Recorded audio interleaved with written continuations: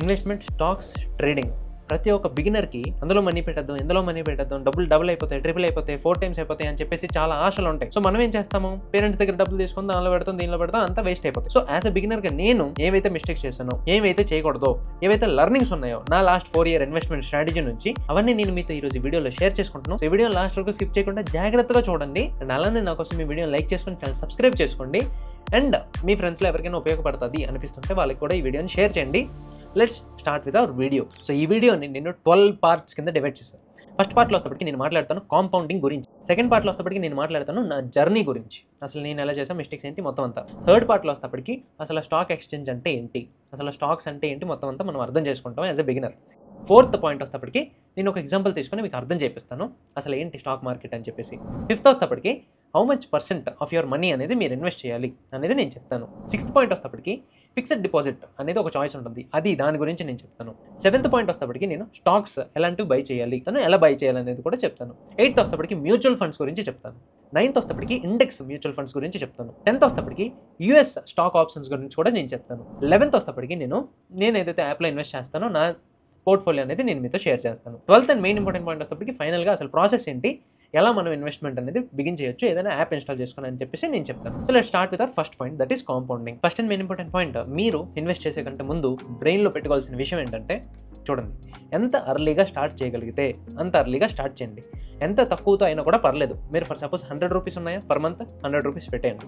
500 rupees ఉన్నాయా per month, 500 rupees పెట్టేయండి. Per month అంటే ఎంత బ్రో, ఫర్ సపోజ్ నువ్వు వారంలో ఒక పిజ్జా లేపేస్తున్నావు, ఒక బిర్యానీ లేపేస్తున్నావు, చాలు అంతే. 4 వారాల్లో ఒక బిర్యానీ సాక్రిఫైస్ చేయి, 500 రూపీస్ తీసుకెళ్ళి పెట్టు. సో పర్ మంత్ నువ్వు 500 రూపీస్ ఇన్వెస్ట్ చేస్తే ఇక్కడే మనకి అన్నిటికంటే మెయిన్ ఇంపార్టెంట్ పాయింట్ వస్తుంది compounding.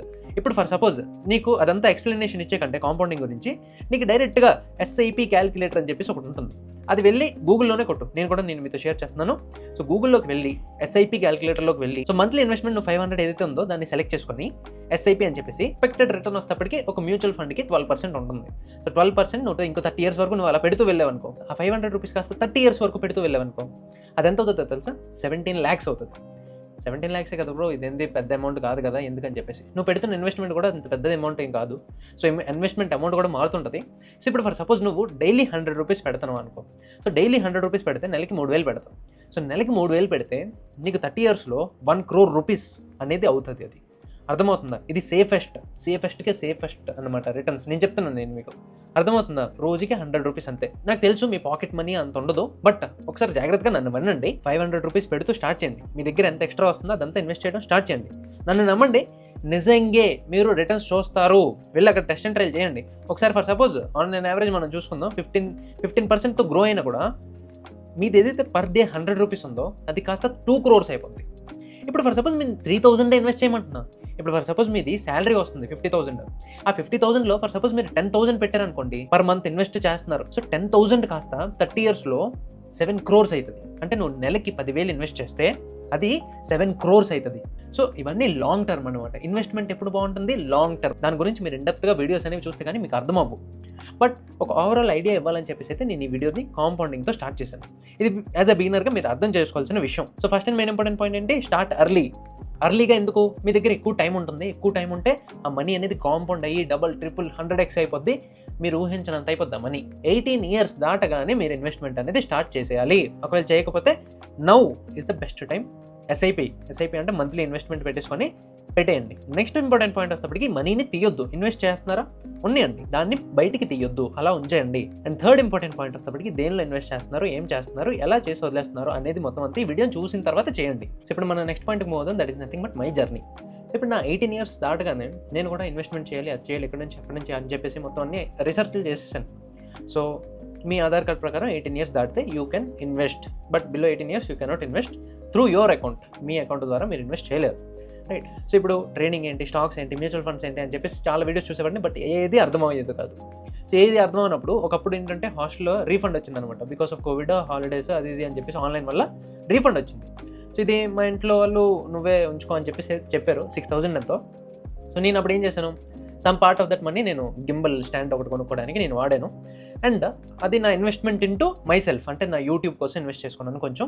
And rest of the money 3,000 4,000 అలాగే ఏదైతే ఉండేదో, సో దాన్ని తీసుకువెళ్ళి నేనేం చేశానంటే ఇన్వెస్ట్మెంట్లో నాకేంటి అవేం తెలియదు కదా మనకి, బై నో అని చెప్పేసి ఏదో ఉంటే వెళ్ళి బై కొట్టేసి సెల్ కొట్టేసి ట్రేడింగ్ చేసి ఏంటి లాస్లో అవుతుండే, ఏం ప్రాఫిట్ అవుతుండే కాదు.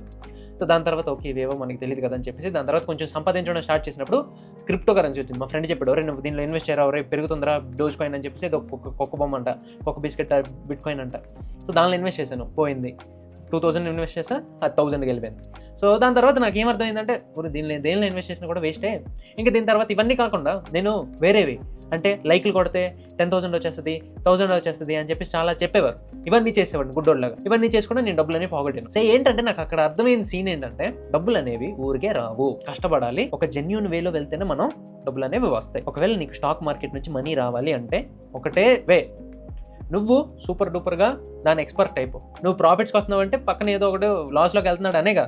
సో అది అనమాట కేసు. సో నువ్వు సూపర్ డూపర్ ఎక్స్పర్ట్ అయిపో. లేదంటే నెక్స్ట్ చాయిస్ ఏంటంటే స్టాక్స్ ఇన్వెస్ట్మెంట్స్లో మనీని పెట్టేసి వదిలే అనే సీన్ నాకు అర్థమైంది. సో ఇన్వెస్ట్మెంట్ నుంచి నేను అప్పుడు ఏం చేశాను, నా దగ్గర వస్తున్న మనీ అంతా నేను ఇన్వెస్ట్ చేయడం స్టార్ట్ చేశాను లాంగ్ టర్మ్కి. బిట్ కాయిన్ ఇన్వెస్ట్ చేస్తా, దానిలో ఇన్వెస్ట్ చేస్తా, మ్యూచువల్ ఫండ్స్లో పెట్టేసా, దేనిలో పడితే దానిలో పెట్టేసేవాడిని. సో 3 నెలల తర్వాత మళ్ళీ అరే ఇది ఎక్కువ పెరగట్లేదు కదా తీసేద్దాం అని చెప్పేసి తీసేవాడిని. ఇది నేను చేసిన మిస్టేక్ అనమాట. మీకు అర్థమవుతుందా? డబ్బులు పెడుతున్నా. ఇంకొకటి నేను చేసిన మిస్టేక్ ఏంటంటే ఎంత వస్తే అంత పెట్టేసేవాడిని అనమాట. ఫర్ సపోజ్ నాకు ఎక్కడ నుంచి 1,000 రూపీస్ వస్తుంది, 5,000 వస్తుంది, 5,000 నేను పెట్టేసేవాడిని గుడ్డోడ్లాగా. నేను ఎప్పుడు నా నీడ్స్కి వాంట్స్కి తీసేవాడిని కాదు. సో నాకేంటి వాంట్స్ ఏమైనా వచ్చినప్పుడు, నేను ఏదైనా మూవీకి వెళ్ళాలి, ట్రిప్కి వెళ్ళాలన్నప్పుడు, లేదా ఇంకేదైనా అవసరం అయినప్పుడు నాకేంటంటే ఆ మనీ గుర్తొచ్చేది. సో ఎందుకు ఆ మనీని తీసేవాడిని. సో నేను యాజ్ అ బిగినర్గా చేసిన మిస్టేక్స్. సో మీరు కూడా ఒకవేళ ఎలాంటి మిస్టేక్స్ చేస్తుంటే లేదా చేయబోతారనమాట, ఒకవేళ చేయలేదంటే సో జాగ్రత్తగా బీ ప్రికాషన్స్. అర్థమైంది కదా? సో ఇప్పటి వరకు బోరింగ్ జర్నీ. ఇప్పుడు మనం వస్తున్నాం to the third and main important point, that is nothing but what is a stock. Investment ఏంటి? ఒక కంపెనీ ఉందనుకోండి, ఆ కంపెనీ ఏంటంటే ఒక సర్టెన్ వాల్యూ తర్వాత వాళ్ళు స్టాక్ ఎక్స్చేంజ్లో రిజిస్టర్ చేసుకోవచ్చు. అంటే మా షేర్స్ అనేవి జనాలు కొనుక్కోవచ్చు. జనాలు ఎందుకు కొంటారు? ఇప్పుడు నేను రిలయన్స్లో స్టాక్ ఎందుకు కొంటాను? ఎందుకంటే నాకు నమ్మకం ఉంది ఆ రిలయన్స్ కంపెనీ అనేది గ్రో అవుతుంది త్రూఅవుట్ ద పీరియడ్ అని చెప్పేసి. యాపిల్ ఉంది, యాపిల్ అనేది గ్రో అవుతుందా పడిపోద్దా? గ్రో అవుతుంది. చెప్పలేం మనం, ఏదో జరిగింది ఏదో పోతే కానీ మనం చెప్పలేం కానీ, బట్ మ్యాక్సిమం ప్రాబిలిటీ ఉంది గ్రో అవుతుంది అని చెప్పేసి. సో గ్రో అవుతుంది అనిపిస్తున్నప్పుడు మనం ఏం చేస్తాం, యాపిల్లోకి వెళ్ళి ఇన్వెస్ట్ చేస్తాం. సో ఇన్వెస్ట్ చేయాలంటే వీళ్ళందరూ స్టాక్ ఎక్స్చేంజ్లో రిజిస్టర్ అవ్వాలి. స్టాక్ ఎక్స్చేంజ్ అనేది ఇంటర్నేషనల్ అదే మనకి ఉంటుంది అనమాట. ఆ స్టాక్ ఎక్స్చేంజ్లో ఏంటంటే బై చేస్తారు, షేర్స్ని సెల్ చేస్తారు, అవన్నీ జరుగుతుంటాయి. సో ఇప్పుడు ఇలాగ ఏవైతే కంపెనీస్ అనేవి ఉన్నాయో, Apple, Nvidia, Google, Microsoft, Adobe, Tesla, Nike, India గురించి వస్తే Reliance, Adani, ICICI, axis, SBI, ఇవన్నీ ఏవైతే కంపెనీస్ ఉన్నాయో ఇవన్నీ ఆ ట్రేడ్ మార్కెట్ అంటే మార్కెట్లో ఎస్టాబ్లిష్ అయ్యి ఉన్నాయి. ఇవన్నీ కంపెనీస్, దీనిలో మనం వెళ్ళి ఇన్వెస్ట్ చేయొచ్చు.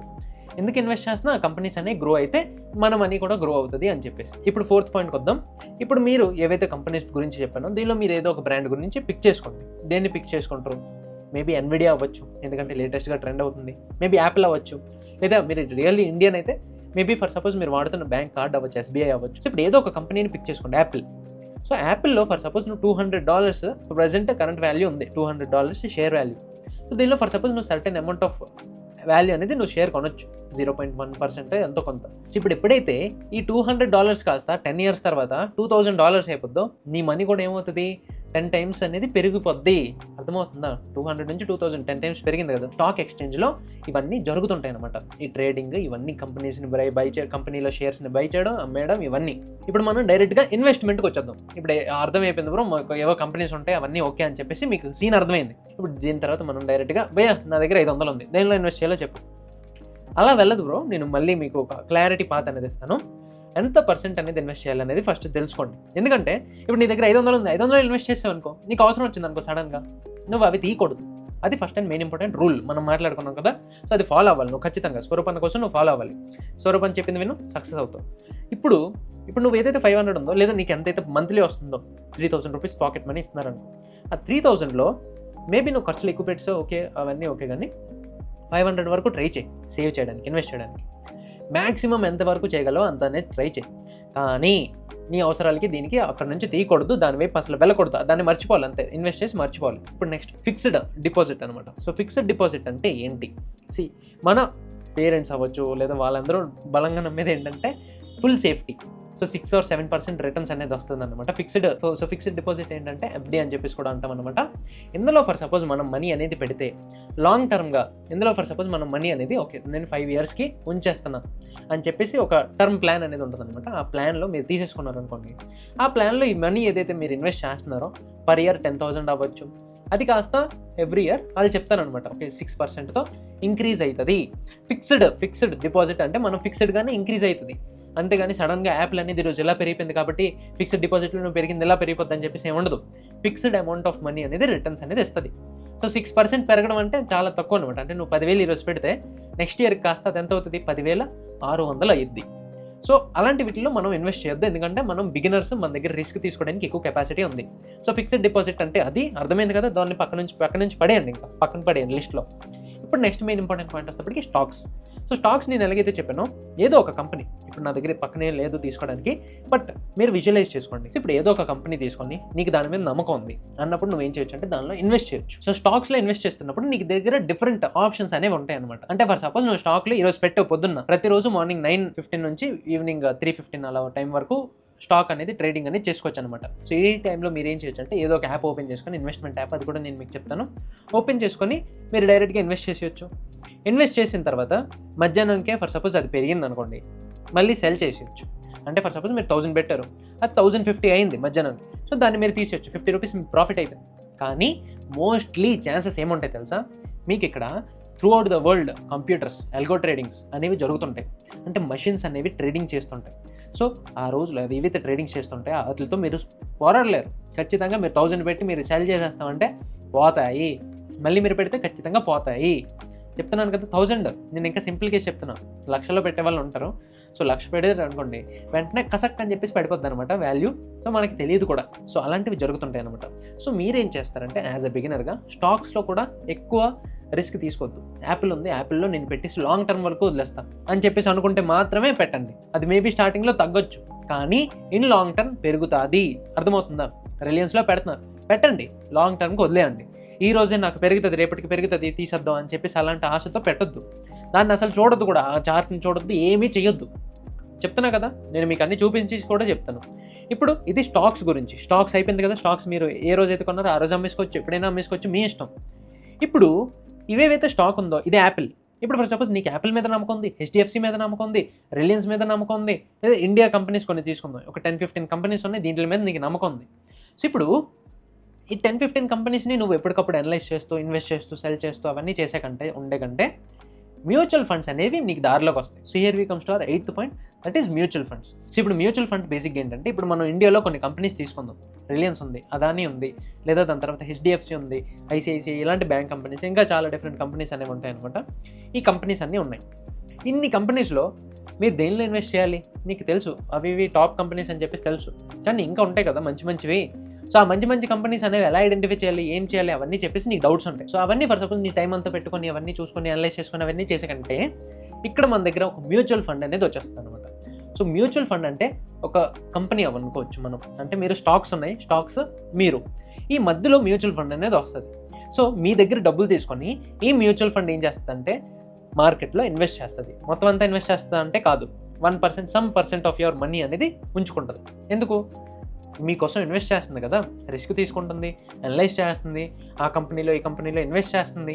సో కమిషన్ అనేది మీ దగ్గర తీసుకుంటుంది. బట్ ఫర్ సపోజ్ మీరు ఈ మ్యూచువల్ ఫండ్ వదిలేసి డైరెక్ట్గా స్టాక్కి వెళ్తే అది మీ ఇష్టం, కానీ అన్ని స్టాక్స్ని ఇన్వెస్ట్ చేస్తూ అవన్నీ చేయాలన్నమాట.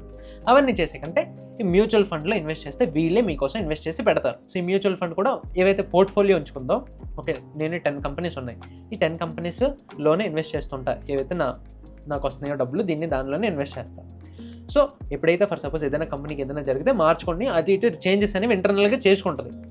బట్ ఎవ్రీ ఇయర్ యూజర్ దగ్గర నుంచి 1% ఛార్జ్ అనేది చేస్తుంది. So this is better than what you're seeing at stocks. Stock market అంటే డైరెక్ట్గా మీరు మార్కెట్లో ఇన్వెస్ట్ చేస్తున్నారు, బట్ మ్యూచువల్ ఫండ్ అంటే మీకోసం మ్యూచువల్ ఫండ్ అనేది ఇన్వెస్ట్ చేస్తుంది. ఇప్పుడు ఈ మ్యూచువల్ ఫండ్లో కూడా సెవెరల్ టైప్స్ ఉంటాయి. ఇప్పుడు నేను ఏవైతే టైప్ ఆఫ్ కంపెనీస్ చెప్పాను కదా, దానిలో ఫర్ సపోజ్ చిన్న కంపెనీస్ అనుకోండి, స్టార్టప్స్ అవ్వచ్చు. ఇప్పుడు జొమాటో వచ్చింది, జొమాటో లాగా ఇంకేదో వచ్చింది, బైజూస్ ఏమైంది మొన్న పడిపోయింది కదా, లాసుల్లోకి వెళ్ళిపోయింది. సో ఇలాంటివన్నీ ఏవైతే కంపెనీస్ ఉన్నాయో ఈ కంపెనీస్ అన్ని చెప్పలేం మనం, ఎప్పుడు ప్రాఫిట్కి వెళ్తే ఎప్పుడు లాస్కి వెళ్తే మనం చెప్పలేం. డైరెక్ట్ ప్రాఫిట్కి వెళ్ళిపోవచ్చు, డైరెక్ట్ లాస్కి వెళ్ళిపోవచ్చు. సో ఇలాంటప్పుడు ఆ మ్యూచువల్ ఫండ్ ఏదైతే ఉందో ఇది ఏదైనా కంపెనీస్ని సెలెక్ట్ చేసుకోవచ్చు కదా. సో ఇక్కడే మనకి different type of mutual funds అనేవి వస్తాయి. ఎక్కువ రిస్క్ అంటే చిన్న చిన్న కంపెనీస్, హై రిస్క్ ఉన్న కంపెనీస్లో ఇన్వెస్ట్ చేయడం. సో అలాంటి మ్యూచువల్ ఫండ్స్ని మనం ఏమంటామంటే స్మాల్ క్యాప్ మ్యూచువల్ ఫండ్స్ అని చెప్పేసి అంటాం. సో ఈ స్మాల్ క్యాప్ మ్యూచువల్ ఫండ్స్లో ఇన్వెస్ట్ చేస్తే మనకి డబ్బులు ఎక్కువ పెరగచ్చు, ఎక్కువగా పడిపోవచ్చు కూడా, చెప్పలేము మనం. ఇప్పుడు దీని తర్వాత యావరేజ్గా తీసుకోవాలి, మీడియంలో ఉన్న కంపెనీస్ తీసుకోవాలంటే మిడ్ క్యాప్ మ్యూచువల్ ఫండ్స్ అని చెప్పేసి ఉంటాయి. So mid cap mutual funds ఇక్కడ ఏంటంటే ఎక్కువ రిస్క్ లేదు అనే టైప్ ఆఫ్ కంపెనీస్ అనమాట. సో మరీ ఎక్కువ రిస్క్ కాకుండా మధ్యలో టైప్ ఆఫ్. సో ఇలాంటి మ్యూచువల్ ఫండ్స్ వస్తేప్పటికి యావరేజ్ రిటర్న్స్ అనేవి వస్తాయి అనమాట. సో ఇప్పుడు నేను మీకు ఇక్కడ ఏం చెప్పాలనుకున్నా అంటే మీరు మ్యూచువల్ ఫండ్స్లో కూడా సెపరేట్ మ్యూచువల్ ఫండ్స్ అనేవి ఉంటాయి. ఇప్పుడు దీని తర్వాత లార్జ్ క్యాప్ అని చెప్పేసి ఉంటాయి. లార్జ్ క్యాప్ అంటే ఇప్పుడు రిలయన్స్ ఉంది. రిలయన్స్ అనేది ట్రస్టెడ్ కంపెనీ కదా. సో రిలయన్స్ ఏమి రాత్రికి పడిపోతూ, రిస్క్ లేదు, అదేం లేదు, కంపెనీ గ్రో అవుతుంది అని నమ్మకం ఉంది. సో అలాంటివన్నీ లార్జ్ క్యాప్ వీటిలోకి వస్తాయి అనమాట. పెద్ద కంపెనీస్, ఎస్బీఐ, ఇవన్నీ నేను నుంచి అయితే పేర్లు చెప్తున్నాను. సేమ్ ఇదే స్ట్రాటజీ యూఎస్ మార్కెట్లో కూడా ఉంటుందన్నమాట, టాప్ 500 కంపెనీస్ అని చెప్పేసి. So these are mutual funds. Mutual funds గురించి మీకు అర్థమైంది అనుకుంటున్నాను నేను. అండ్ ఇందులోనే ఇంకా టైప్ ఉంటుంది, ఫ్లెక్సీ అని చెప్పేసి, అవి అని చెప్పేసి ఇంకా different type of mutual funds అనేవి ఉంటాయి. అండ్ ఇందులోనే మీరు ఇప్పుడు మీ రోల్, ఇన్వెస్ట్ చేయాల్సిన రోల్, ఇప్పుడు మెయిన్ ఇంపార్టెంట్ థింగ్ ఏంటంటే ఇండెక్స్ మ్యూచువల్ ఫండ్స్. ఇప్పుడు ఇండెక్స్ మ్యూచువల్ ఫండ్స్ ఏంటంటే ఇప్పుడు మన ఇండియాకి కాస్త top 10 companies, top 50 companies, Nifty 50 అంటాం అనమాట. దాన్నే మనం టాప్ 50 కంపెనీస్ లిస్ట్ అనేది ఉంటుంది. అంటే అది కాన్స్టెంట్గా ఉండదు. ఇప్పుడు for suppose HDFC market value పెరిగిపోయింది అనుకో, మేబీ అది టాప్ 50లోకి వచ్చేయచ్చు. ఇప్పుడు for suppose HDFC market value పడిపోయింది అనుకో, అది 56కి వెళ్ళిపోవచ్చు. ఇప్పుడు కానీ ఈ మ్యూచువల్ ఫండ్ ఏం చేస్తుంటుందంటే ఈ Nifty 50 mutual fund index mutual fund అని చెప్పేసి అంటారు. ఇందులో కూడా డిఫరెంట్ ఉంటాయి, ఎస్బీఐ ఇండెక్స్ అని చెప్పేసి, ఆ ఇండెక్స్, ఈ ఇండెక్స్ అని చెప్పేసి. But SBI index, Nifty 50 fund అని చెప్పేసి అనుకో. సో ఇండెక్స్ మ్యూచువల్ ఫండ్ ఏంటంటే అన్నిటికంటే సేఫ్టీ అండ్ లెస్ ఛార్జ్ చేస్తుంది అనమాట. మనకి యూజర్ దగ్గర నుంచి 0.1% అలా ఛార్జ్ చేస్తుంది. So at this point of time ఏం జరుగుతుంది అంటే ఈ టాప్ 50 కంపెనీస్ ఏవైతే ఉన్నాయో ఇండియాలోనే టాప్ 50 కంపెనీస్, ఇవి ఆల్రెడీ టాప్ 50 కంపెనీస్ కాబట్టి పెరుగుతానే ఉంటాయి. సో ఇప్పుడు ఫర్ సపోజ్ 2008లో ఉన్న టాప్ 50 కంపెనీస్, ఇప్పుడున్న టాప్ 50 కంపెనీస్ లిస్ట్ అనేది మారచ్చు.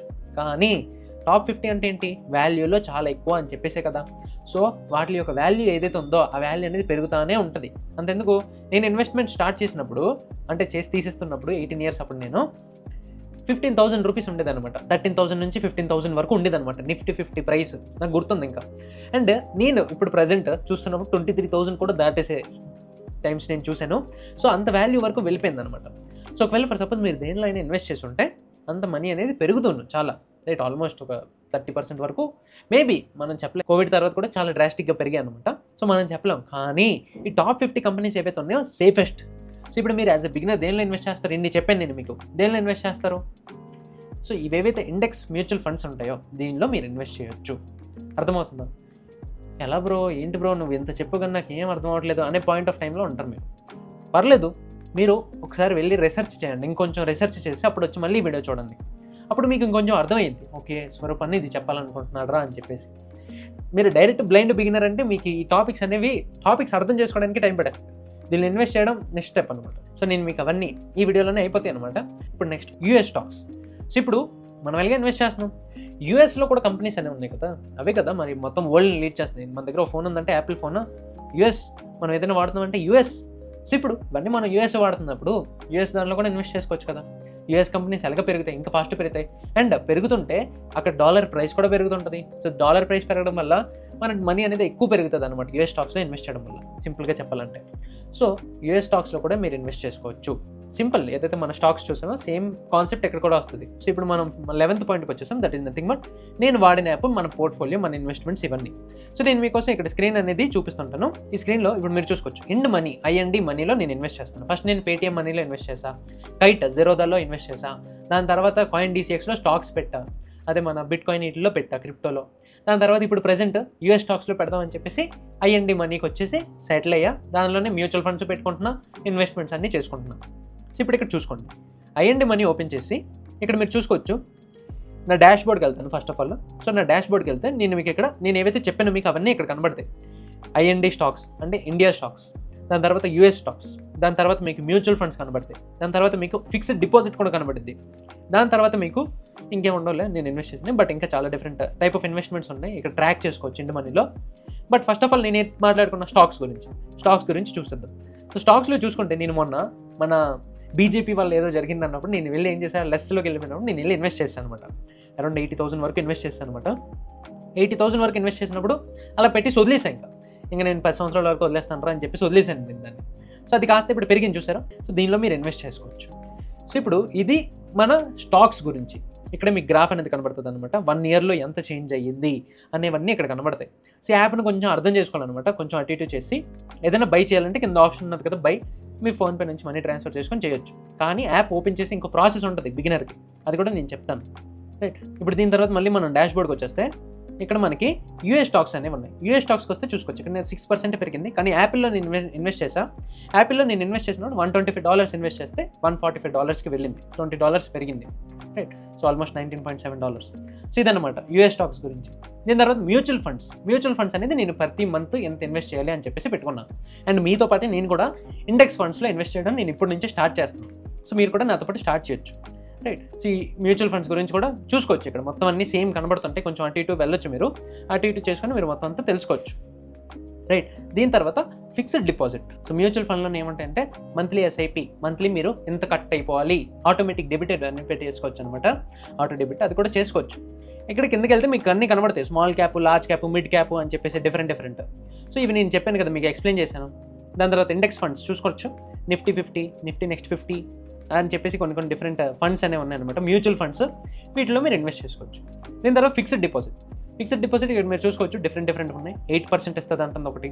సో ఇదేంటంటే 5 years వరకు పెట్టారనుకోండి 10,000. ఆ 10,000 కాస్త 8% రిటర్న్స్ ఇచ్చి $880 పెరుగుతుంది అంట 5 yearsలో. అలాంటివన్నీ మనకు అవసరం లేదు. Right, fixed deposits are waste. కానీ నేనేం చేస్తున్నాను అంటే యాజ్ అ సేవింగ్ ఎంతో కొంత రోజుకి $100 అనేది నేను దానిలో పడేస్తున్నాను. రోజుకి $100 నాకు అంత తేడా కనబడదు కాబట్టి నేను $100 ఏం చేస్తాను అంటే ఫిక్స్డ్ డిపాజిట్లో పెట్టేస్తాను. So these are my basic investments and Ind Money గురించి. సో యాజ్ అ బిగినర్గా మీరు దేనిలో స్టార్ట్ చేస్తారో నేను మీకు చూపించే కదా మ్యూచువల్ ఫండ్స్లో, ఇండెక్స్ మ్యూచువల్ ఫండ్స్లో మీరు స్టార్ట్ చేయొచ్చు. సో ఇప్పుడు final and 12th point, that is nothing but మేము ఫైనల్గా ఏం చేయాలి, ఎలా చేయాలి. నేను ఇండ్ మనీ కావాలంటే ఇండ్ మనీ యాప్ డిస్క్రిప్షన్లో లింక్ ఇస్తాను, అక్కడ వెళ్ళి డౌన్లోడ్ చేసుకోవచ్చు. నాకేం బెనిఫిట్స్ రావు బ్రో చెప్తున్నా. మళ్ళీ అది ఇండ్ మనీ రెఫరెన్స్ కూడా 5 ఉంటాయి అనుకుంటాను నాకు తెలిసి మంత్కి. సో నేను దాని నుంచి ఏం ఎక్స్పెక్ట్ చేయట్లేదు. బట్ మీరేం చేస్తారంటే ఇన్స్టాల్ చేసుకునే యాప్ అనేది డీమ్యాట్ అకౌంట్ అనేది ఓపెన్ చేసుకోవాలి. మీ ఆధార్ కార్డు అన్ని ప్రూఫ్స్ అడుగుతుంది, స్టార్టింగ్లో ఇబ్బందిగా ఉంటుంది. డీమ్యాట్ అకౌంట్ అనేది ఓపెన్ చేసుకోవాలి. డీమ్యాట్ అకౌంట్ ఓపెన్ చేసుకుంటే మీరు ఇన్వెస్ట్ చేసుకోవచ్చు. దీని తర్వాత సెకండ్ పాయింట్ వస్తేప్పటికి మీరు మ్యూచువల్ ఫండ్ సెక్షన్కి వెళ్ళిపోండి. ఎస్ఐపి అంటే ఎవ్రీ మంత్ ఇన్వెస్ట్ చేసుకుంటా అని చెప్పేసి దాన్ని మీరు సెలెక్ట్ చేసుకోండి. ఏదో ఒక మ్యూచువల్ ఫండ్ అర్థం చేసుకోండి. ఫస్ట్ ఆఫ్ ఆల్ నాది కూడా చూసారు కదా పోర్ట్ఫోలియో, ఏదో ఒక నిఫ్టీ 50 ఏదైతే నేను చెప్పిన ఇండెక్స్ మ్యూచువల్ ఫండ్స్, దానిలో మీరు ఇన్వెస్ట్ చేయొచ్చు. దానిలో సెవెరల్ ఉంటాయి, ఏదైనా పిక్ చేసుకొని ఒకటి దానిలో ఇన్వెస్ట్ చేయడం స్టార్ట్ చేయండి. అనలైజ్ చేసి ఏదో ఒకటి అంటే ఏది పడితే అది తీసేసుకోవద్దు. సో ఏదో ఒక దానిలో చూసుకోండి. అండ్ క్రిప్టోలో ప్రజెంట్ ఎటువంటివి ఇన్వెస్ట్ చేయొద్దు. As of now crypto worst అనమాట, మనం చెప్పలేము ఎప్పుడైతే వెళ్తుంది అని చెప్పేసి. సో క్రిప్టోని ఇగ్నోర్ చేయండి, క్రిప్టో అవన్నీ. సో దీస్ ఆర్ ఓవరాల్గా నా ఫైనల్ పాయింట్స్ అనమాట. యాజ్ అ బిగినర్గా నేను ఏవైతే మిస్టేక్ చేశానో అవన్నీ మీరు చేయకుండా ఉంటారని చెప్పేసి, నేను ఏవైతే నేర్చుకున్నానో లాస్ట్ 4 yearsలో అవన్నీ నేను మీతో షేర్ చేస్తానని చెప్పేసి ఈ వీడియో అయితే చేయడం జరిగింది. ఒకవేళ ఈ వీడియో మీకు నచ్చినట్లయినా లేదా లేదు బ్రో ఇలాంటివి ఇంకా బాగా చేయొచ్చు అని చెప్పేసి అనిపిస్తున్నా కింద కమెంట్ సెక్షన్లో చెప్పండి. నేను ఇంకా మీరు ఇచ్చిన సజెషన్స్ బట్టి అప్గ్రేడ్ చేసుకుంటూ ఉంటాను నేను. And that's all for this video. నచ్చినట్లయితే లైక్ చేసుకుంటాను, సబ్స్క్రైబ్ చేసుకొని సపోర్ట్ చేయండి, షేర్ చేయండి మీ ఫ్రెండ్స్తో. Thanks for watching.